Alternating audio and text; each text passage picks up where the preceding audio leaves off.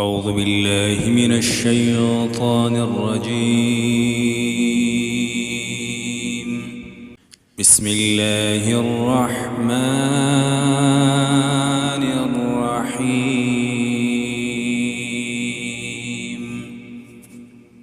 تبارك الذي بيده الملك وهو على كل شيء قدير، الذي خلق الموت والحياة ليبلوكم أيكم أحسن عملا، وهو العزيز الغفور، الذي خلق 7 سماوات طباقا، ما ترى في خلق الرحمن من تفاوت، فارجع البصر هل ترى من فطور، ثم ارجع البصر كرتين ينقلب إليك البصر خاسئا وهو حسير، ولقد زينا السماء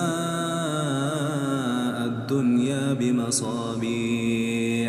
بمصابيح وجعلناها رجوما للشياطين، وأعتدنا لهم عذاب السعير، وللذين كفروا بربهم عذاب جهنم وبئس المصير.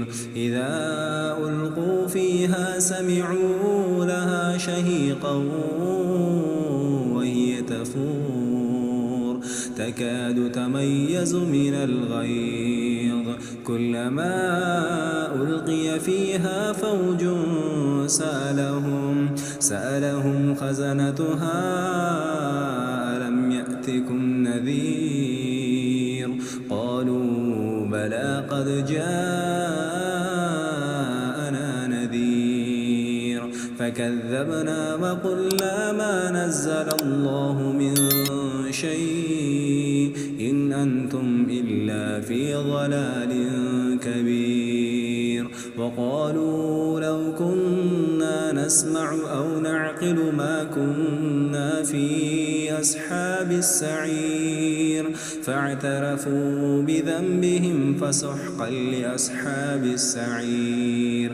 إن الذين يخشون ربهم بالغيب لهم مغفرة وأجر كبير، وأسروا قولكم أو اجهروا به إنه عليم بذات الصدور، ألا يعلم من خلق وهو اللطيف الخبير.